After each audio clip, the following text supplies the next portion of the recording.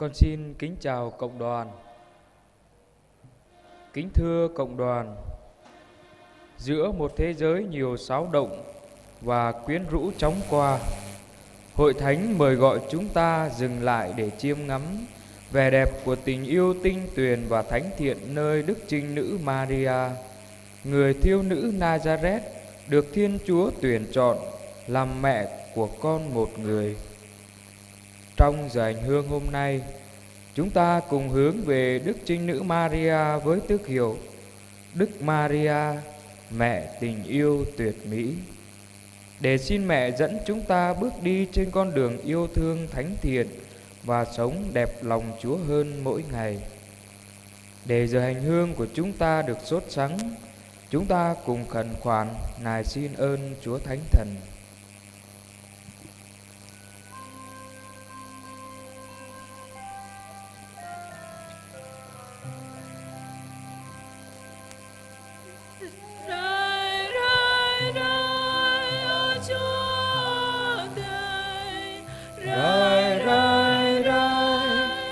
Chúa Kitô, Ngài bờ đi pro rong lon tơ na, Ngài bờ đi pro ra cho bình mới, Ngài bờ tổ bơi bay thong ra na ma đây, thao po bát lại thao Giêsu Kitô qua mới. Lạy thân khí của Đức Chúa Trời, lạy thân khí của chính ngôi lời, xin Ngài hãy đến cánh tân trần gian, xin Ngài hãy đến cánh tân lòng con. Chúng ta dâng lời cầu nguyện. Lạy Cha là Thiên Chúa toàn năng và giàu lòng xót thương, Cha đã chuẩn bị nơi Đức Trinh Nữ Maria một tâm hồn tinh tuyền và một cung lòng vô nhiễm, để mẹ xứng đáng cưu mang con một Cha nhập thể làm người. Xin Cha cho chúng con, khi chiêm ngắm vẻ đẹp tuyệt mỹ nơi mẹ, biết khao khát một đời sống trong sạch, khiêm nhường và tràn đầy tình yêu mến. Xin thanh luyện tâm hồn chúng con, để chúng con biết yêu như mẹ đã yêu, tin như mẹ đã tin, và sống đẹp lòng Chúa như mẹ. Chúng con cầu xin nhờ Đức Giêsu Kitô Chúa chúng con.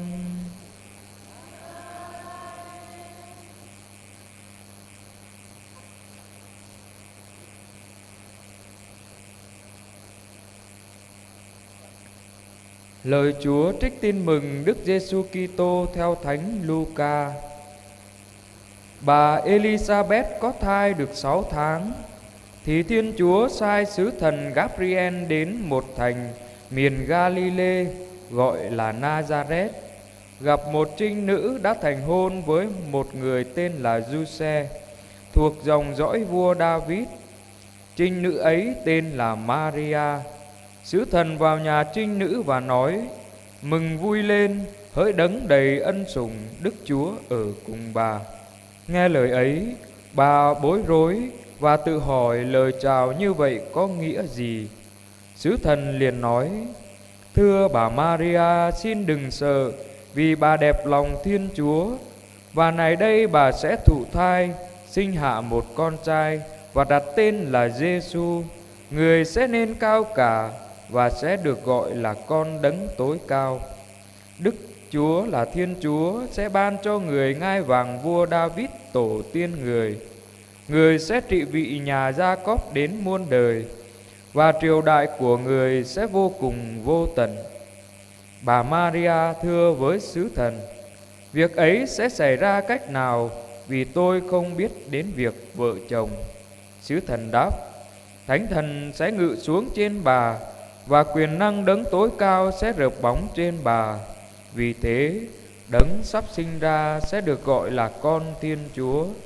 Bà Elizabeth, người họ hàng với bà, Tuy già rồi mà cũng đang cưu mang một người con trai. Bà ấy vẫn bị mang tiếng là hiếm hoi, mà nay đã có thai được 6 tháng. Vì đối với Thiên Chúa không có gì là không thể làm được. Bấy giờ bà Maria nói: Vâng, tôi đây là nữ tỳ của Chúa, xin Chúa cứ làm cho tôi như lời sứ thần nói. Rồi sứ thần từ biệt ra đi. Mời cộng đoàn ngồi.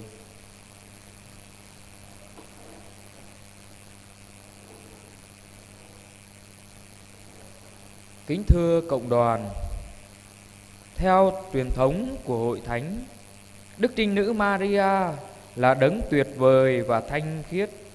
Tâm hồn mẹ không chút bợn nhơ, cung lòng mẹ vô nhiễm nguyên tội, là nơi đã được Thiên Chúa chọn để cưu mang con Thiên Chúa nhập thể làm người.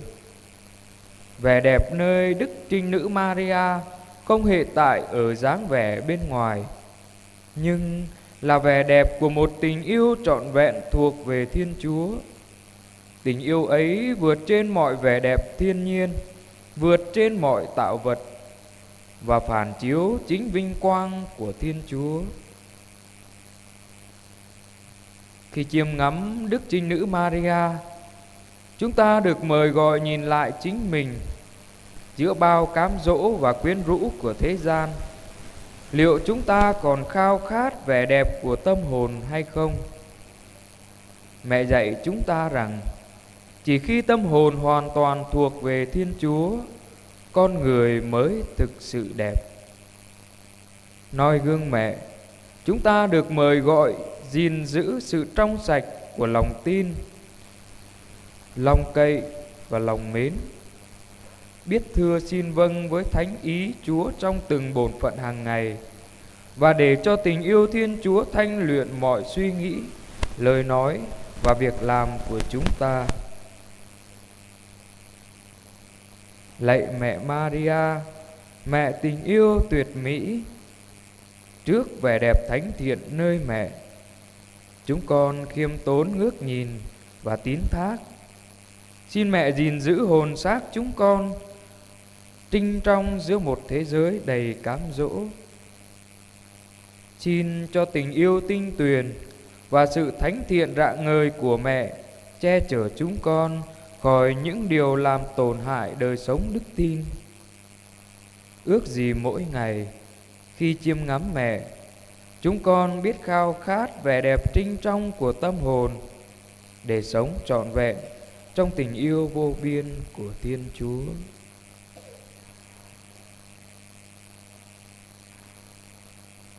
Bernie cơ khun chunum, tôi phen khun chunum mơ giang, Ami Maria, chinh sa cho hem kla, hang hơ chi hơ cheng. Bran cho Ami, bu tít prit de set o, ten prai Ami, hơ chi, mâng tờ lời sọ phun. Ani khoa giang ate, rahma, tôi bạ nạ khoa giang ate, chinh ana menui. Cần núi hem Ami Maria, bu trợ các rờ gào ố, bẹ tác cần núi hem, mừng xa pran khắp cơ khoa giang ở đây chốp treo. Pran khắp anun, rờ gào lo cơ chốp tơ hem, amang rờ nghít lon, rờ gào lo cơ chốp mơ ta mơ nông, hàng bờ tác lại cơ trước cơ an khoa giang ở đây bồ. Làng nào bên nhen bờ Ami Maria, bình tà mâu tờ lời chắc eo, lăng lại tà bồ. Amang kra, tung tờ lời lon tờ na blue black, hằng bờ hức. Bình tà tụ mơ hao mơ hom, tầng mơ. Cơ tờ lời hem, amang pran choa. Ami Maria bờ tô, prơi cơ bình ta tùy anê. Cơ nông cơ lâm, pran choa ta, chinh cơ khoa giang a tây chốp treo. Anak menui mơ chinh hem xít nick. Tôi kru Ami Maria, bình tà mâu tờ lời chắc eo, vài lăng tờ lời hơ chí pran đạo cứt chàng hơ mang hàng kèng khắp thầu đọc ngọc cọ cơ tơ lơi khoa đây kèng mang prọ chào rìm rơi hàng rơi pran khoa giang đây kèng khắp bờ hờ chi chóp tơ lơi ta bờ min bờ hép hàng mạ prọ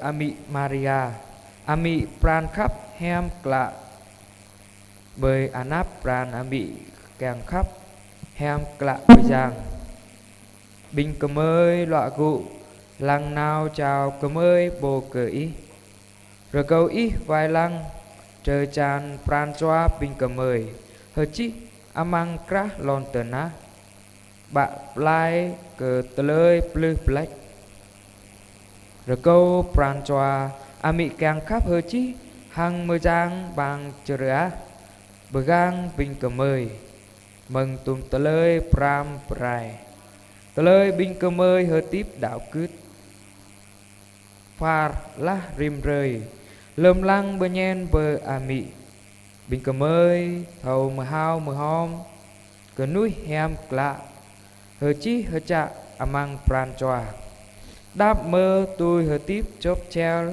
amang pran choa khoa giang ở đây kèng khắp prong rin tuyệt la. Amen.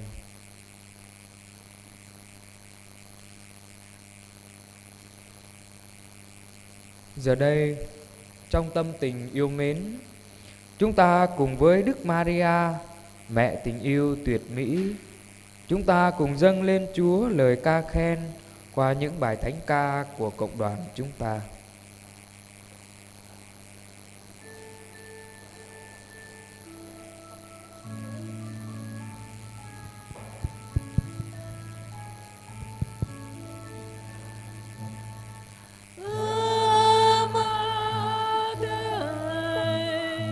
Bờ mơ giang rơi nan y bố bờ trúc rơi rờ nung y gịt gầy bờ giòn rơi tờ lời y kéo bờ lòn tờ na tôi gắt cất lô ano bông hoa rim rơi rơi chu ra ane băm nhai rơi tờ lời so mây tôi hăng mây bạp rơi mân cơ bình bộ so hăng mây hà năm lùi mây rờ bù mang tờ lời lô sông bật lại mây mừng giang xa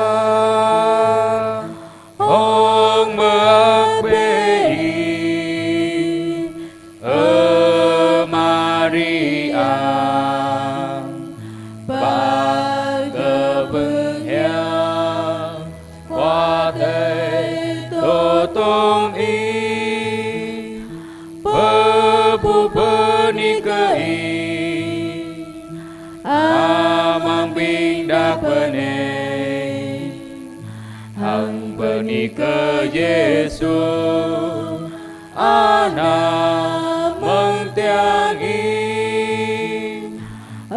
Maria mơ giang mi qua giang tê yêu lại bế cơ mời đa mờ núi so xa tu ta nê hằng lơ mô mời chỉ lốp ràng. Amen.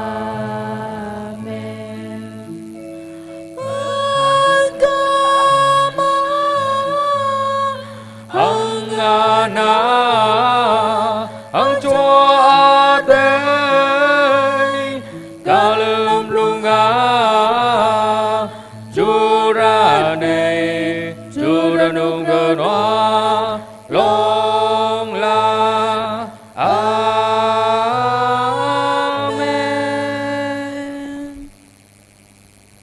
Giờ đây Chúng ta cùng hiệp ý với những người dâng lời tạ ơn và xin ơn trong tuần qua. Trong tuần qua có 6 người tạ ơn vì thêm lòng kính mến Chúa và Đức Mẹ. 3 người tạ ơn vì được dâng mình cho Chúa trong đời sống tu trì. 11 người tạ ơn vì đi đường địch bình an. 9 người tạ ơn vì có công ăn việc làm.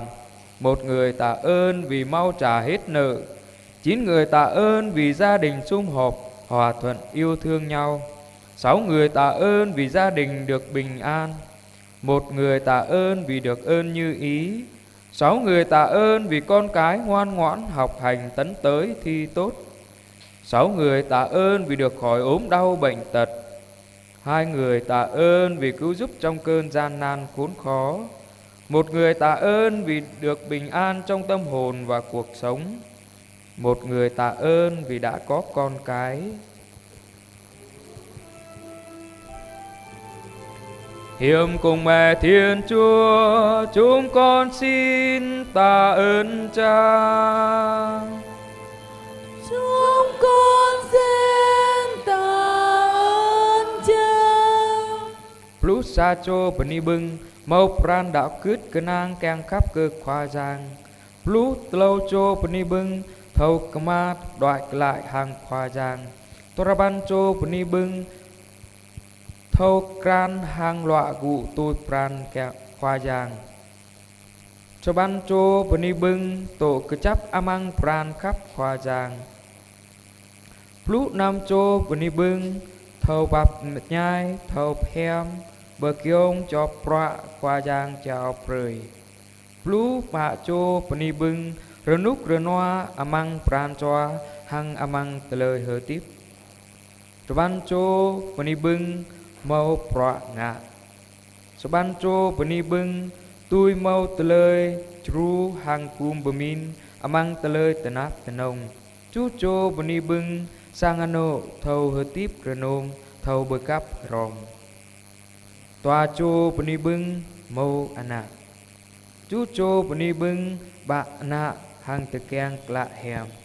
Bạ cho bani bưng anak bạ thâu lạ cụ trang ram rạ prơi rơi tui đi amang tơi bập lông. Ban cho bani bưng chốp choai nào bờ atai tui lại bờ sang. Ban cho bani bưng renuk renoa amang chốp chelan nào plau rờ bát.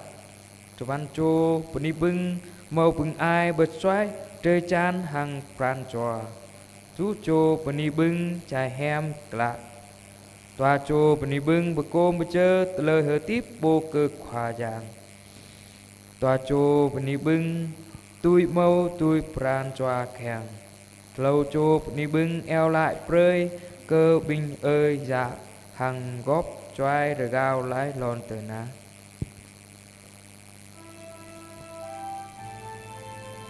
Hiệp cùng mẹ Thiên Chúa, chúng con xin tạ ơn Cha. Chúng con xin tạ ơn Cha.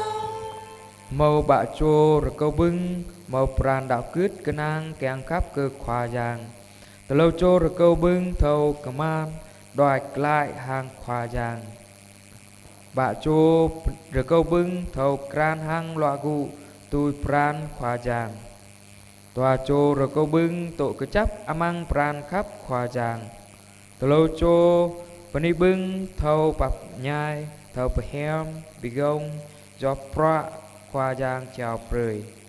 Bạ chô rồi câu bưng rồi núc rồi noa amang pran cho hằng amang lời hơ tiếp. Từ lâu chô rồi câu bưng mau pra ngạ.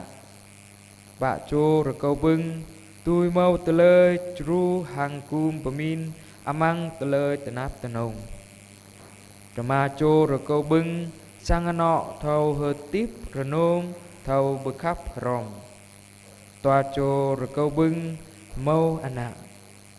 Toa chô rồi câu bưng bạ nạ hằng tờ keng lạ hèm.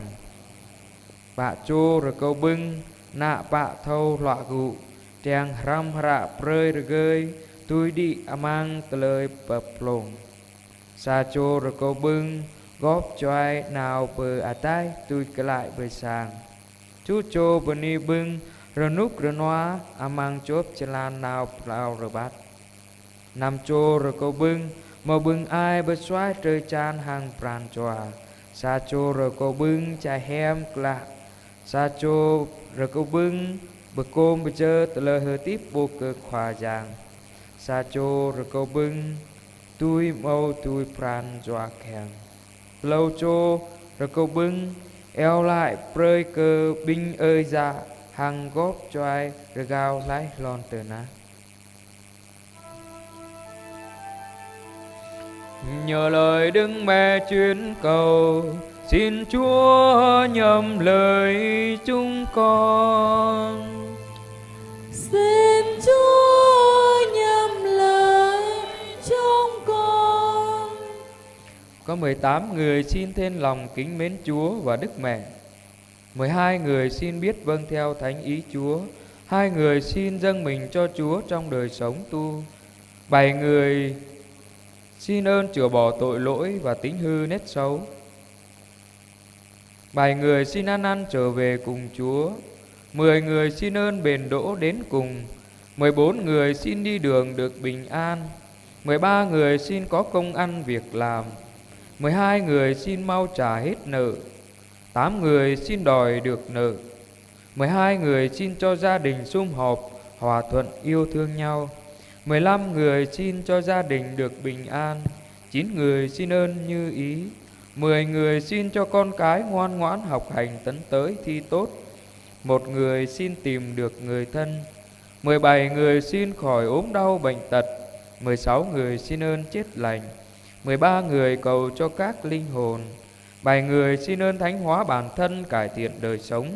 11 người xin ơn cứu giúp trong cơn gian nan khốn khó. 11 người xin ơn bình an trong tâm hồn và cuộc sống. 2 người xin ơn sinh nở được bình an. 1 người xin tìm thấy của cải. Nhờ lời Đức Mẹ chuyến cầu, xin Chúa nhầm lời chúng con. Xin Chúa nhầm lời chúng con. Giờ đây, với lòng yêu mến và tôn kính, chúng ta dâng lên Đức Maria những đóa hoa đơn sơ, như ước nguyện dâng hiến tâm hồn mình cho Chúa qua mẹ. Xin mẹ giúp chúng ta luôn biết hướng về vẻ đẹp thánh thiện, để đời sống của chúng ta trở thành của lễ đẹp lòng Thiên Chúa.